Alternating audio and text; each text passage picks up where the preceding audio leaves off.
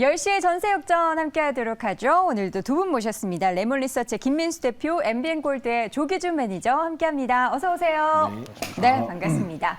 자, 오늘도 든든한 두 분과 함께 10시에 전세역전 각각 세 가지 라운드 그리고 6종목을 공개해 드릴 텐데요. 첫 번째 라운드, 첫 번째 공략주부터 확인해 보시죠.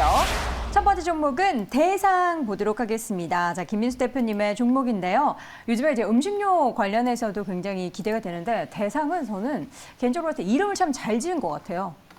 이름은 잘 지었는데 주가는 안 그러네요. 그렇죠. 네. 주가는 장려상. 네. 네.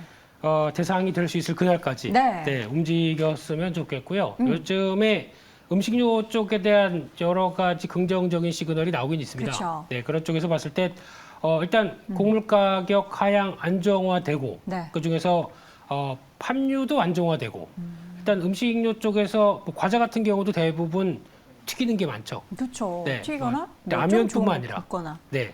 그러다 보니까 거기서 나오는 변화가 기대는 되는데 또 하나 중요한 게 이제 원화가 이제 수입하는 입장이다 보니까 좀 강세로 가야겠죠. 네. 이게 조금 앞으로의 숙제긴 한데 이것까지 돌아선다라고 하게 되면 음식료 업종의 가장 큰 호재라고 봐야 되겠죠. 네. 게다가 또 어떤 제품 가격들을 계속 올렸던 인상. 부분들이 이제 확인이 된다라고 하게 되면 네. 기대가 높다고 봐야 될 것 같은데 대상 같은 경우는 쉽게 말씀드리면 여러 가지 장류 장, 예. 고추장, 된장, 쌈장, 간장, 또 없나요?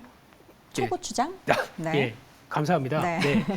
장에 대해서 설명해 주시는 장이시셨네요. 네. 네. 근데 일단 이렇게 됐을 때 이 회사가 이제 매출을 나오는 가장 근본적인 바탕을 보게 되면 이 옥수수와 연관이 상당히 큽니다. 오. 옥수수나 원당 가격과 연관이 큰데 왜 그러냐면은 이 매출의 주된 원이 전분당으로 만들기 시작을 하는데 그러면 이제 전분당이 옥수수와 연관되는 부분들이 상당히 크거든요. 네. 네, 그런 부분들과 또 라이신 같은 경우도 CJ 제일제당과 거의 비슷한 매출 구조죠.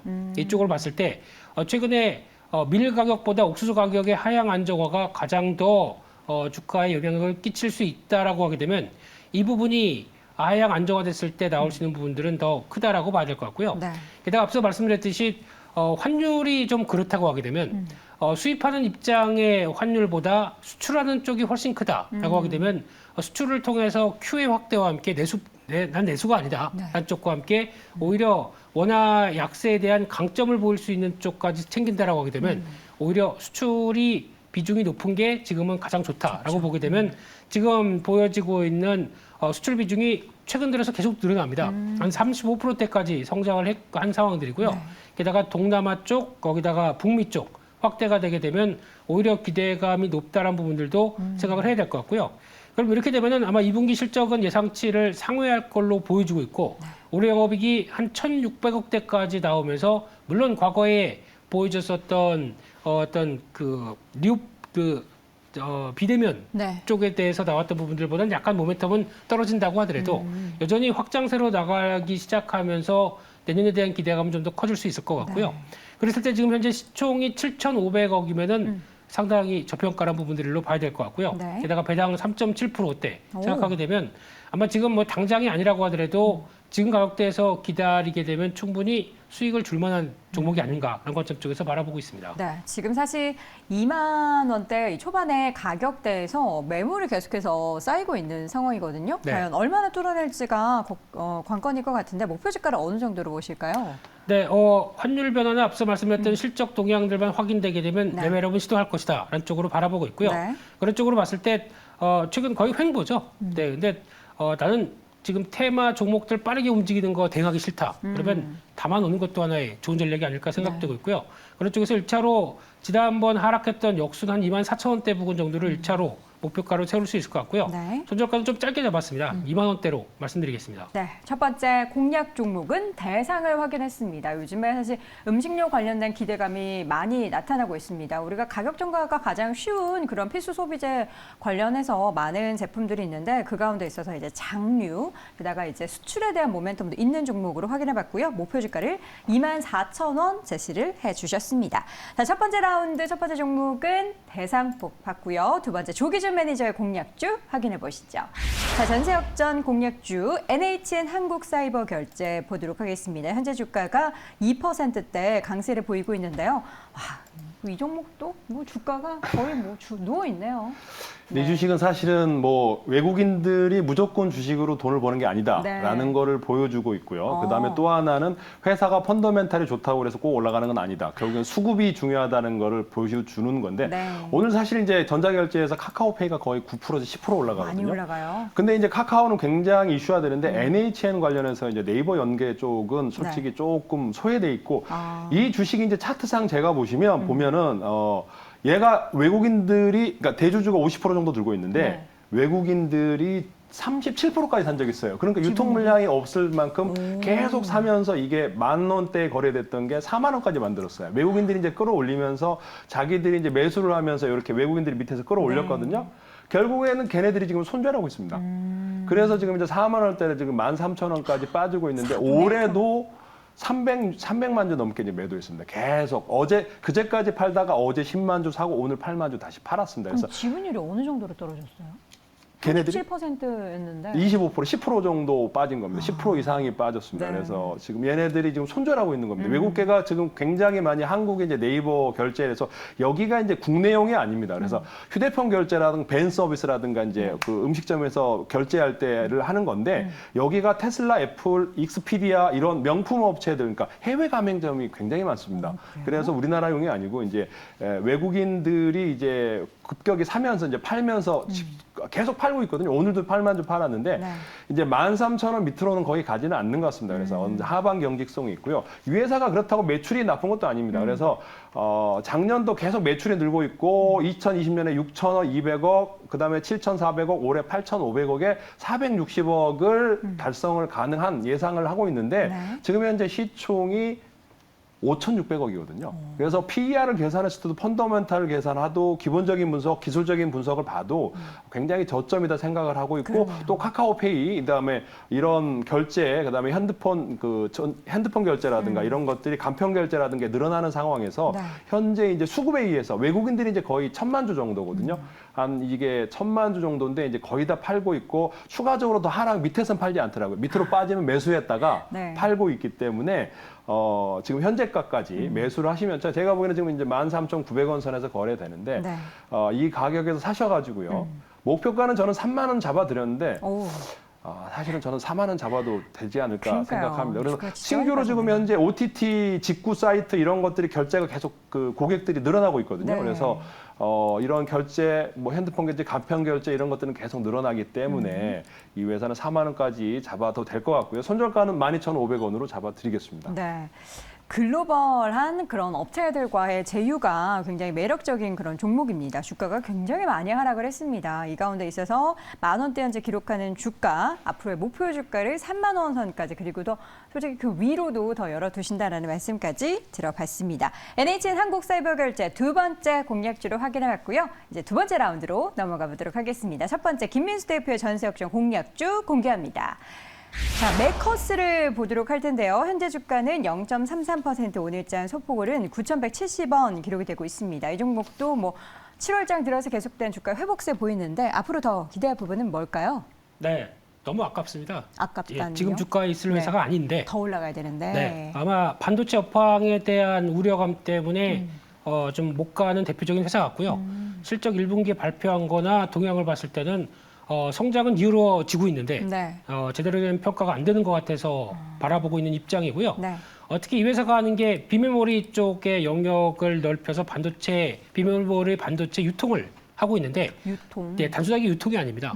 유통을 통해서 기술 지원, 마케팅, AS 다 하고 있다 보니까 좀 더 영역이 확대돼서 그리고 또 제품을 팔면서 네. 추가적인 어떤 사후 관리까지 하는 상황들이죠. 그렇기 때문에 계속 판매가 끝이 아니다라고 팔고 나서 애프터 서비스를 통해서 수익을 더 그렇죠. 얻는? 네, 기술 지원하는데 그러면 그냥 팔고 끝 이게 네. 아니라 거기서 같이 플러스 알파가 더 나온다는 얘기겠죠. 근데 이 회사가 하는 게 자일링스라고 한때 또 ARM에 인수되고 하면서 유명했던 대표적인 회사인데 네. 이 자일링스라는 회사가 글로벌 FPGA라고 합니다. 프로그래밍이 가능한 플렉서블 프로그래밍 이렇게 되는 뭐죠, 쪽이죠. 그게? 이게 무슨 얘기냐면은 네. 제가 보통 반도체를 하나 만들게 되면은 그냥 로직에 따라서 이게 그대로 수행을 할 수밖에 없는데 네.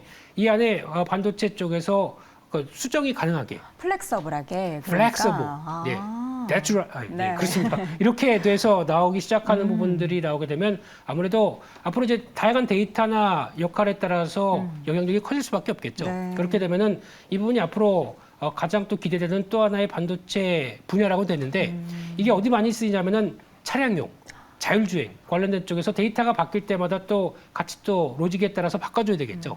이런 쪽으로 들어오게 되면은 로직이나 설계를 동시 수행할 수 있다는 관점 쪽에서 앞으로 계속 많이 쓰일 수밖에 없고 네. 또 이제 좀 더 나아가게 되면 뭐 AI나 로봇 같은 경우도 당연히 반도체 설계를 해놨는데 나는 이쪽에 대해서 로봇이 이렇게 수행하고 싶어. 네. 그러면은 바꿔줄 수 있겠죠. 앞으로 무궁무진합니다.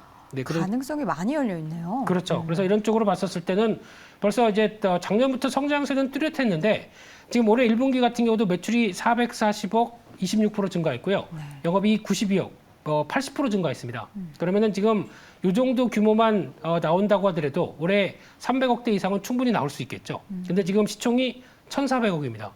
좀 성장을 전혀 반영 안 한 주가입니다. 네. 그렇기 때문에 추가로 앞으로의 할 일은 많다. 성장성은 높다라는 쪽에서 계속 관심 있게 봐야 될 걸로 보이고 있습니다.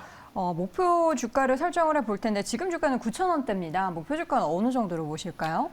실적만 확인되게 되면 신고가 나오리라고 봅니다. 신고가. 네, 근데 그 전에 넘어가야 될 단계가 박스권 상단부기 때문에 한 11,000원대 정도의 박스권 상단부를 바라보고 있고요. 네. 손절가는 8,200원 이렇게 말씀드리겠습니다. 네, 지금 주가가 너무 아깝다. 그러니까 더 올라갈 만한 미래의 성장성을 가지고 있는 기업의 관점으로 매커스 말씀을 해주셨습니다. 실적이 계속해서 긍정적으로 확인이 된다면 추가적인 상승에 대해서도 열어두겠다라는 이야기도 전해주셨고요. 첫 번째 종목 매커스에 이어서 두 번째 조기준 매니저의 종목 확인해 보시죠. 자, 두 번째 종목은 코리아 서키트 보도록 하겠습니다. 코리아 서키트 오늘 1.71% 강세 흐름 보이고 있습니다. 그냥 종목 차트를 보면은 다 비슷한 것 같아요. 최근에 이제 7월장 들어서 조금 반등하고 있는 종목이 있는데 그 반등의 각도가 가파르냐, 그렇지 못하느냐의 차이인데 코리아 서키트는 그냥 양호한 수준입니다. 네. 양호한데 사실은 실적은 엄청나게 이제 뭐 아웃퍼폼을 했는데도 네. 이제 양호한 게 사실은 더 올라가야 아쉽죠? 될 주식인데요. 여기는 이제 코리아 서키트는 이제 대주주가 영풍이 52% 들고 있고요. 네. 국민연금이 한 6% 정도 들고 있고요. 외국인이 5.4% 정도 들고 있습니다. 그래서 네. 이 회사는 지금 현재 이제 작년 2000년부터 계산을 해보면 그때는 이제 9천억 매출에 이제 100억 정도 벌었는데 뭐 네. 그냥 미미했는데 작년에 2021년에 1조 4천억에 800억 정도 흑자를 냈습니다. 그러니까 PCB 업체가 이제 작년에 좋았고요. 네. 올해 1분기도 좋은데 이제 피크아웃을 얘기하면서 자꾸 이제 하락을 하는데 올해도 1조 8천억 거의 2조에 가까운 돈을 매출이 나오고 이제 1,500억을 지금 현재 영업이익을 예상을 하고 있는데 1분기에도 300억, 분기당 300억씩 지금 현재 이상 벌고 있는 네. 회사인데도 지금 시가총액이 4,900억밖에 안 됩니다. 그래서 PER을 보면 이제 3, 4, 5 뭐 이하로 내려가기 때문에 극적 평가에 들어가는 게 아닌가라는 생각을 하고요. 지금 자본금보다도 자본 총계가 7천억 이상, 8천억을 예상하는데 아까 5천억 미만이기 때문에 충분히 싸다 생각을 하고요. 차트를 보시면 충분히 조정 거쳤는데 이게 이제 외국인들과 연기금이 매도를 하면서 올 초에 연기금 매도와 외국인이 매수했다가 이제 팔면서 빠졌던 주식입니다. 그래서 네. 이게 이제 32,000원까지 이제 작년에 실적이 좋았기 때문에 끌어올렸다가 피크아웃을 얘기하면서 계속 심텍과 더불어 이 PCB 기판 대덕전자랑 함께 이제 밀렸던 회사인데 워낙 아웃퍼폼을 했기 때문에 여기가 이제 저부가 PCB HDI 주력이었는데 이제 매출 비중을 이제 고부가 이제 서브스트레이트 반도체 부분으로 이제 확대 중입니다. 그래서 올해 지금 3, 4분기에 이제 2,500억 정도 투자를 해서 사업 구조를 개편하고 있기 때문에 지금 현재 펀더멘탈 뭐 기술적인 분석을 했을 때도 저평가 구간이기 때문에 현재 지금 뭐 28,850원 매수를 해서 저는 목표가는 지금 3만 원 잡아드렸습니다. 그래서 네. 근데 뭐 아주 보수적으로 잡아드렸고요. 손절가는 18,000원 밑으로 잡아드렸습니다. 네. 오늘 전sek종 공략주들의 지금 보니까 대체적인 특징이 목표가를 잡은 거 대비해서 조금 더 올라갈 수 있는 추후에 기대감을 더 가질 수 있는 그런 종목들을 많이 제시해 주신 것 같습니다. 이렇게 해서 두 번째 라운드, 두 번째 종목으로 코리아 서키트까지 확인해 봤고요. 목표 주가는 3만 원 제시를 일단 해 주셨습니다. 자, 이어서 세 번째 라운드로 넘어가 보도록 하겠습니다. 세 번째 라운드에 김민수 대표의 종목부터 확인해 보도록 할게요. S&T 모티브 볼 텐데요. 현재 주가는 보합 기록이 되고 있고요. 44,500원 기록 중입니다. 아니, 이 종목은 너무 지루한데요. 박스권에 있어요. 왜 이럴까요? 네, 지루함의 마지막 국면. 뭐 이런 이제 쪽을 끝났다, 지루함은. 생각해야 되지 않을까 네. 싶고요. 이 회사는 예전에 자동차용 모터, 모터면은 지금 딱 들어가는 게 전기차용 네. 모터, 이런 쪽에 강점이 있어서 한때는 그랬었습니다. 이거 현대기아차로 들어가게 되면 대박 아니냐 이랬는데 못 들어갔습니다. 그쪽은 아니지만 그래도 강점은 꾸준히 갖고 있는데 거기다 이제 자동차 부품 쪽에 들어가는 뭐 계기판, 뭐 샤시, 뭐 에어백 이런 쪽까지 들어가고 있고요. 방산 쪽도 있죠. 저희가 보통 얘기하는 소구경 화기. 근데 먼저 방산 쪽까지부터 말씀드리게 되면 이번에 K2 전차에 대해서 뜨겁죠. 네. K2 전차 현대로템이 만든다. S&T 모티브도 들어갑니다. 거기 기관총이 들어가는데 STR-24라고 하는데 이게 지난 방산 박람회 쪽에서 같이 탑재된다고 분명히 얘기를 했고 이번에 판매 아까 폴란드로 수출되면서 같이 수혜를 받는 알려지지 않은 네. 방산주다라고 보는 것도 타당하다고 봐야 될 것 같고요. 네. 또 두 번째로 이 전기차 관련된 모멘텀들이 이 앞서 말씀드렸듯이 현대기아차 쪽에 EGMP 쪽으로는 안 들어간다라고 하지만 다음을 생각을 해야 되겠죠. 그렇다는 얘기는 지금 기술력이 충분히 되다 보니까 지금 나오고 있는 GM의 볼트나 신형 니로 쪽으로는 들어갑니다. 그렇게 되면은 앞으로 현대기아차가 EGMP를 통해서 나오고 있는 전기차 라인업들이 너무 바빠져서 네. 서브로 들어가야 될 모터 쪽에 하나의 라인업을 만든다. 당연히 가장 먼저 나올 수 있는 회사가 S&T 모티브입니다. 그러니까 그 정도로 바라보면서 앞으로 추가 수주에 대한 가능성들이 상당히 높다라고 하게 되면 이 부분에 대한 최대 수혜가 될 가능성들 네. 염두를 해야 될 것 같고요. 게다가 또 지금 분기 실적을 보게 되면 방산 쪽이 있다 보니까 항상 상저하고 옵니다. 그래서 아마 지금보다 하반기에 대한 실적이 더 기대가 된다고 봐야 될 부분들이고요. 한때 또 이 회사는 실적은 나쁘지 않은데 주가가 못 갔던 대표적인 요인이 공매도입니다. 공매도 때문에 많이 무거웠었는데 이번에 지난 분기 때 코스피 200에서 탈락했습니다. 그럼 이제 더 이상 공매도 나올 거 없고요. 실적만 괜찮다 그러면 공매도 청산이 들어가겠죠. 네. 이 부분에 대한 기대감도 있게 되면은 실적만 나와라. 어디 한번 공매도 청산 기다려보자라고 볼 수 있는 측면이기 때문에 올해 영업이익 1,000억대가 넘어갈 1,040억대 전망하고 있는데 시총이 6,500억. 안 비쌉니다. 네. 이상입니다.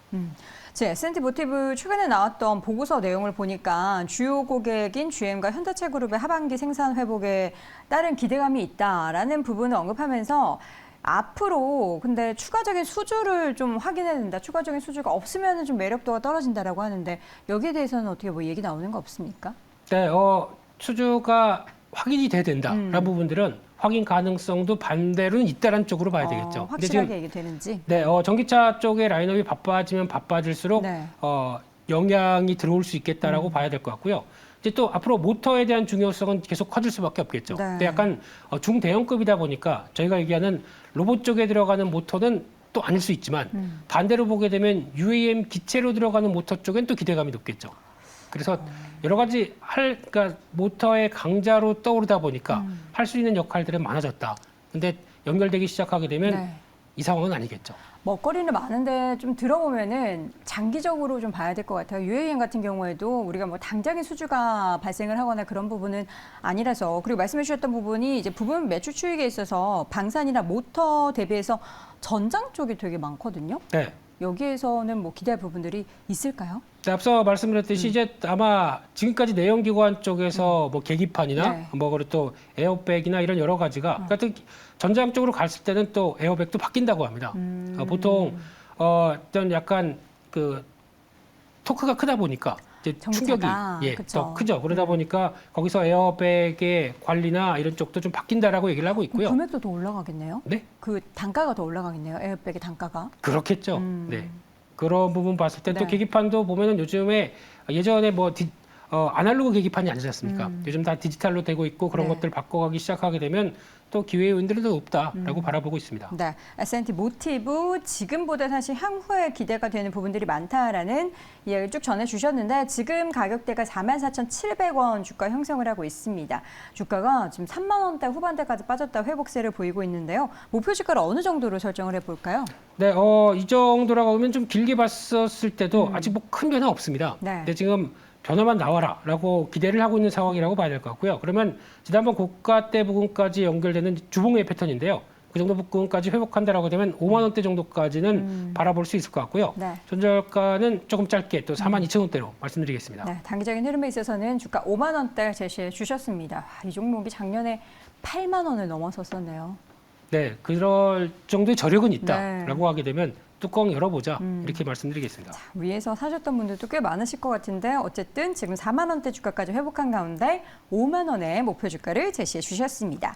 자, 3라운드 두 번째 종목 이어서 보도록 하겠습니다. 조기준 매니저의 종목은 뭘까요? 조기준 매니저 종목은 HSD 엔진을 보도록 하겠습니다.